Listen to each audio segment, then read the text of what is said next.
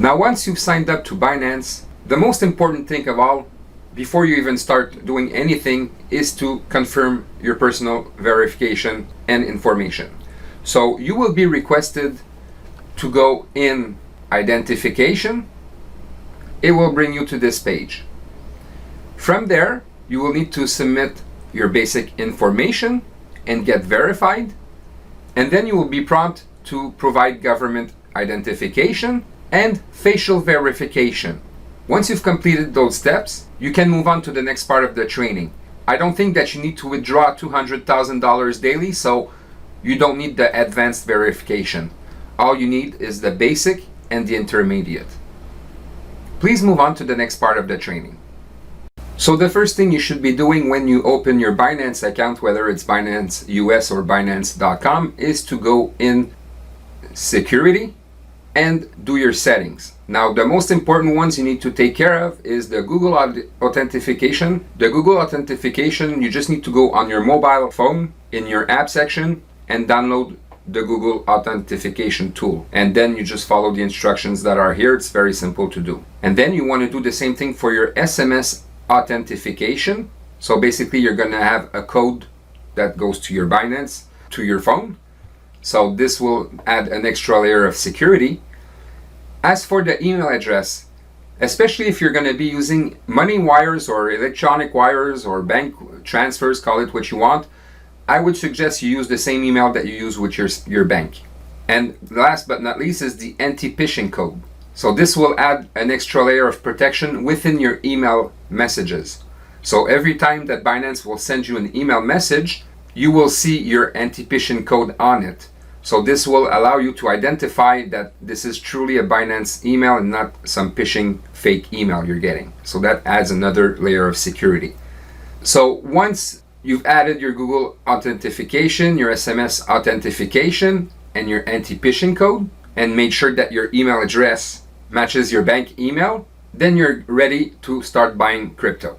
Please move on to the next part of the training. Okay, so for you to be able to buy coins, you're going to need to convert your country's fiat into one of these following coins here. But most people use USDT coins.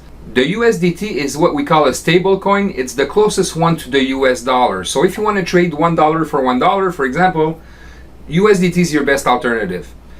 Now, in order to buy crypto, all you need to do is click the Buy Crypto tab. You could buy with credit card in some countries, not all of them. But if you cannot buy with your credit card, most of the time you could do it through P2P trading. So P2P trading is bank transfers basically. So me personally, I'm in Canada, so I use the P2P trading. So once I click here, basically, I make sure that I'm in USDT. I select my country's currency. I enter the amount of money. So for example, I could want to buy $1,000 Canadian and convert it to USDTs. And the payment option in my case is Interact Transfer. It's basically a bank transfer. But again, this here goes with your country currency. So when you're going to select your country currency, whatever is available for you to use is going to be here. So in my case, as I said, I was using e-transfer. So here, for one USDT, I would need to pay $1.25 in this case. Now, just so you understand here, if I buy for $1,000 and the seller has over $1,000 available, then you're good to go. You can select that seller. But you'll notice here that the balance is lower. It's 404 USDTs is about $500 Canadian. So you wouldn't be able to buy USDTs from this guy in this case because he sold a lot of his inventory already. Okay, so you need to find somebody that has more than what you want to buy, obviously. So the second thing you want to check is the completion percentage. See, this guy doesn't complete his transaction most of the time, so that means that you're just wasting time. So you want to look for people that have above 90%. And in this case, for example, I said 1,000, so you want to make sure that they can cover your $1,000 Canadian in this case and convert it to USDT. So here, this guy made 120 orders and 100% completion. So he would be somebody that is trustworthy. So in this case, I would select this guy and go and buy my USDTs. It's as simple as that.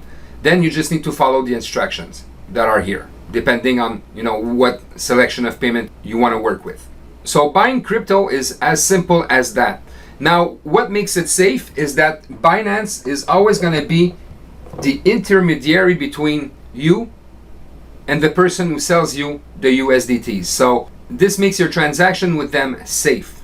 You will never get scammed or lose money if you follow the proper instructions and do what I just showed you. Now again, the payment method could be different from one country to the other.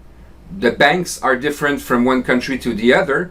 But what you need to understand here is that every time you want to buy crypto, you make sure you first select your currency, then your method of payment, and obviously how much you want to buy in your own currency. And from there, you just need to follow the instructions. So it's as simple as that to buy crypto. And when you're going to have USDT, that's when you're going to be able to buy coins. And I'm going to show that to you in the next video. Please move on to the next part of the training. Now, I just wanted to show you how easy it is to buy coins when you have USDTs. So all you need to do is go in Markets, then click Fiat Markets, select USDT, and from there, you have your coins that you could buy. There's a ton of them. I think there's more than 400 of them that you could buy. Okay, so later during this training, I'm going to show you how to spot good opportunities. But for now, I just want to show you how easy it is to purchase some coins. So let's say, for example, I want to buy Bitcoin. I just need to click on this.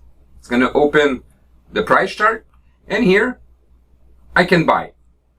Now, you can buy with a limit, or you could buy at market price.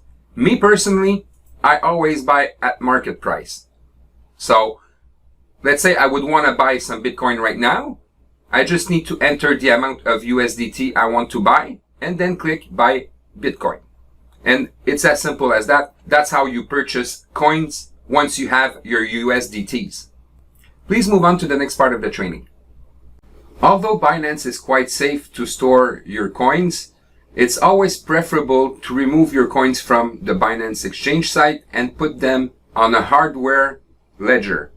So the one that I use is Ledger Nano X because this is not hosted on any website. It's basically a key that holds your information. So like that, nobody can hack you, right?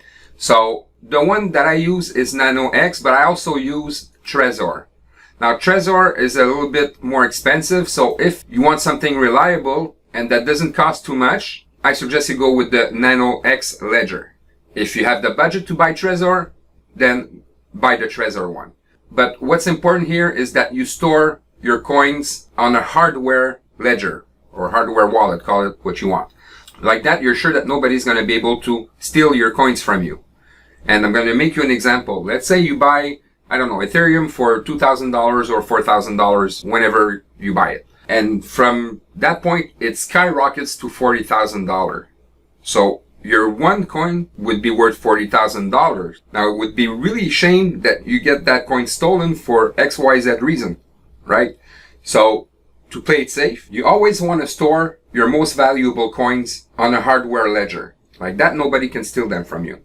Obviously, this is not something that's necessary. You could always leave your coins in Binance, but there's always a risk that Binance gets hacked one day, and it would be really a shame that you lose your coin over this. And especially, if ever there were to be a hack, it's going to be when coins are going to be at their highest, right? So to play it safe, I really recommend that you use a hardware ledger like Nano X or like Trezor. Please move on to the next part of the training.